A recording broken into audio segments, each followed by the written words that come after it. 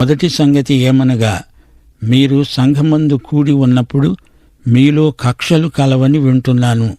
కొంత మట్టుకు ఇది నిజమే అని నమ్ముతున్నాను. మీలో యోగ్యులైన వారెవరో కనపడేటట్లు మీలో భిన్నాభిప్రాయాలు ఉండక తప్పదు. మీరందరూ కూడి వస్తూ ఉండగా మీరు ప్రభురాత్రి భోజనం చేయడము సాధ్యం కాదు. ఏలయనగా మీరా భోజనం చేసేటప్పుడు ఒకనికంటే ఒకడు ముందుగా తన మట్టుకు తాను భోంచేస్తున్నాడు. ఇందువలన ఒకడు ఆకలిగొంటాడు, మరొకడు మత్తుడవుతాడు. ఇదేమిటి? అన్నపానములు పుచ్చుకోవడానికి మీకు ఇండ్లు లేవా? దేవుని సంఘమును తిరస్కరించి పేదలను సిగ్గుపరుస్తారా? మీతో నేనేమి చెప్పను? దీన్ని గూర్చి మిమ్ములను మెచ్చుకుంటానా? మెచ్చుకోను. ప్రియ శ్రోతలు, వింటున్నారా? కొరింథీ సంఘంలో ప్రభురాత్రి భోజన సంస్కారం దుర్వినియోగమైంది. యేసు శరీరమని వివేచించక తిని తాగి రోగాల పాలవుతున్నారు. ఈ రోజున కూడా చాలా చోట్ల యేసు శరీరాన్ని సరిగా వివేచించని సంఘములున్నాయి. క్రైస్తవ ఆరాధనలో ప్రభురాత్రి భోజనం పరిశుద్ధమైన పరాకాష్ఠ అనుభూతి. 3 సువార్తలలో ప్రభురాత్రి భోజనం పేర్కొనబడింది. 4వసారి ఈ పత్రికలో ప్రస్తావించబడింది. యేసు పుట్టుక దినాన్ని జ్ఞాపకం చేసుకోవాలని ఎక్కడా చెప్పబడి ఉండలేదు గాని యేసు మరణ దినాన్ని జ్ఞాపకం చేసుకోవాలని బైబిలు చెబుతోంది. ప్రభువు రాత్రి భోజనాన్ని గురించిన ప్రత్యేక దర్శనం పౌలుకు అనుగ్రహించబడింది.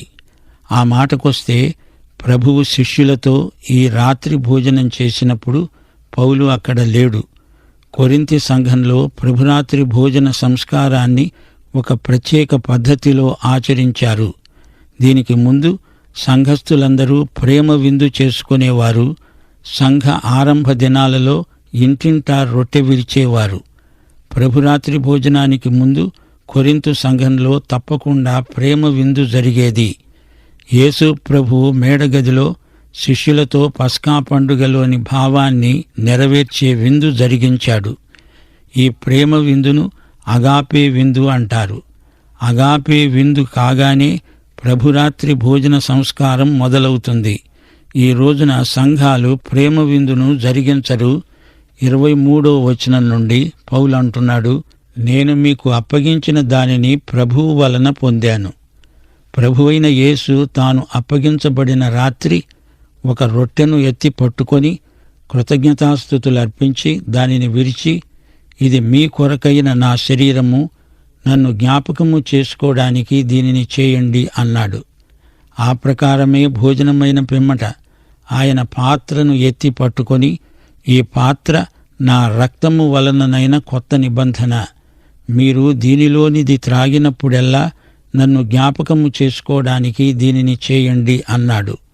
మీరు ఈ రొట్టెను తిని ఈ పాత్రలోనిది త్రాగేటప్పుడెల్లా ప్రభువు వచ్చే వరకు ఆయన మరణాన్ని ప్రచురిస్తారు. కాబట్టి ఎవడు అయోగ్యముగా ప్రభువు యొక్క రొట్టెను తింటాడో లేక ఆయన పాత్రలోనిది తాగుతాడో వాడు ప్రభువు యొక్క శరీరమును గూర్చి రక్తమును గూర్చి అపరాధి అవుతాడు. కాబట్టి ప్రతి మనుష్యుడు తనను తాను పరీక్షించుకోవాలి. అలాగు చేసి ఆ రొట్టెను తిని ఆ పాత్రలోనిది త్రాగాలి. ప్రభువు శరీరమని వివేచింపక తిని త్రాగేవాడు తనకు శిక్షావిధి కలగడానికే తిని తాగుతున్నాడు.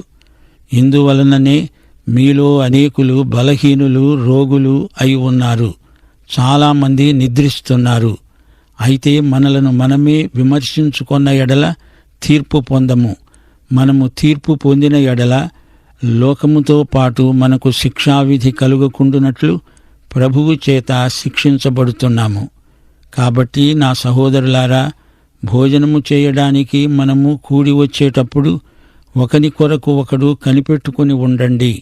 మీరు కూడి రావడము శిక్షావిధికి కారణము కాకుండా ఉండేటట్లు ఎవడైనా ఆకలిగొన్న ఎడల తన ఇంట్లోనే భోజనం చెయ్యాలి. నేను వచ్చినప్పుడు మిగిలిన సంగతులను క్రమపరుస్తాను. ప్రభువు బల్ల గొప్ప ఆధ్యాత్మిక ఆశీర్వచనం. సంఘం అంటే ఒక కట్టడం కాదు. సంఘంలోని వారు సంఘస్థులు, సంఘస్థులే సంఘమంటే. ప్రభు భోజన సంస్కారంలో పాలు పొందే వారిలో కక్షలు, విభేదాలు ఉండడానికి వీల్లేదు. తప్పుడు సిద్ధాంతాలకు ఆకర్షితులైన వారు పోతే పోనివ్వండి, అసలైన విశ్వాసులే సంఘంలో ఉండాలి. కక్షలు, కార్పణ్యాలు మనసులో పెట్టుకొని మీరు ప్రభువు బల్లలో ఎలా పాలు పొందగలరు? భోజనంలో సహవాసాత్మ లేనప్పుడు మీరు ఇంటి దగ్గరే భోంచేస్తే సరిపోయేది గదా. ప్రేమ విందు అని పెట్టుకున్నారు, కాని ఎవరి భోజనం వారే తెచ్చుకొని తింటున్నారు. తిననివాడు తినకుండానే ఆకలితో ఉండిపోతున్నాడు. అలాంటి మీరు ప్రభువు బల్ల వద్ద చేరి ఆయన మరణాన్ని ఎలా స్ఫురణకు తెచ్చుకోగలుగుతారు? ఈ విషయంలో మిమ్మల్ని నేనెలా మెచ్చుకోగలను చెప్పండి? రొట్టె, ద్రాక్షరసం అనే ఈ 2 దినుసులు యేసుకు జ్ఞాపకార్థ స్తూపం. ఆయన మరణాన్ని జ్ఞాపకం చేస్తాయి, స్మృతి చిహ్నాలు. నీవు నేను ఆయన మరణానికి బాధ్యులం. యేసు శరీరమని వివేచించి తిని త్రాగండి. యేసు శరీరాన్ని వివేచనాత్మకంగా తినాలి. వివేచన అంటే ఏమిటి? ఈ రొట్టె, ద్రాక్షరసం మనం ప్రార్థన చేయగానే యేసు శరీరంగా, రక్తంగా మారతాయా? ఈ భావన వివేచనారహితమైనది. సరే, ఈ రొట్టె యేసు శరీరం కాదుగాని దానికి బదులు దీన్ని వాడుతున్నాము. ఈ రొట్టె ఆయన శరీరాన్ని మనకు అందిస్తుంది. ఈ రొట్టె ద్వారా ఆయన శరీరం మనకు వస్తుంది అంటే ఇది కూడా వివేచనారహితమే. ఈ రొట్టె, ఈ ద్రాక్షరసం కేవలం సంకేతమాత్రమైనవి.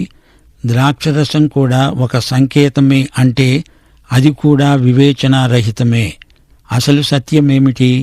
యేసు శరీరాన్ని, రక్తాన్ని వివేచించాలంటే అది ఎలాగా?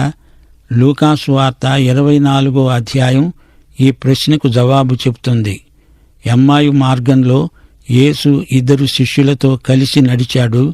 వారు యేసు శిలువ వేతను స్వయంగా చూచిన వారు. వారు యేసును గుర్తుపట్టలేదు. యేసు మరణాన్ని వారు జ్ఞాపకం చేసుకుని దుఃఖిస్తూ ఉంటే పునరుత్థానుడైన యేసు అన్నాడు, మందమతులారా, ప్రవక్తల లేఖనాలను గ్రహించలేరా? ఆ రాత్రి భోజనానికి యేసు వారి ఇంట్లో ఆగాడు. వారితో ఆయన భోంచేశాడు. శ్రోతలు గమనించండి, యేసు పునరుత్థానుడైన తరువాత ఈ 2 శిష్యులతో భోంచేశాడు. రొట్టె విరిచాడు. అప్పుడు వారి కండ్లు తెరువబడ్డాయి. అంతటా వారు చెప్పుకున్నారు, ఆయన మనతో మాట్లాడుతూ ఉంటే ఆ మాటలు మనలో మండుతూ ఉండలేదా? ఆయనే యేసు. ప్రభురాత్రి భోజనంలో యేసు మనతో ఉన్నాడు. ఆత్మనేత్రాలతో చూడండి. నీ నోట్లో రొట్టె ఉందా? అయితే నీ హృదయంలో ప్రభువు ఉన్నాడు. యేసు ప్రభుభోజన సంస్కారంలో మనతో ఉన్న సజీవుడు, వాస్తవ వ్యక్తి. శ్రోతలు, బల్ల సహవాసం నిర్జీవ మత సంస్కారం కాదు, వాస్తవిక అనుభూతి. ప్రభువు బల్లను వివేచించక తిని త్రాగేవారు రోగులు, బలహీనులు, మృతులు అవుతారు అనే హెచ్చరికను గమనించండి. ఇప్పుడే విశ్వాసులు తమను తామే పరీక్షించుకోవాలి. కొరింథు సంఘంలోని లోపాలను పౌలు వారి దృష్టికి తెచ్చి సరిచేసుకోండి అని హెచ్చరిస్తున్నాడు.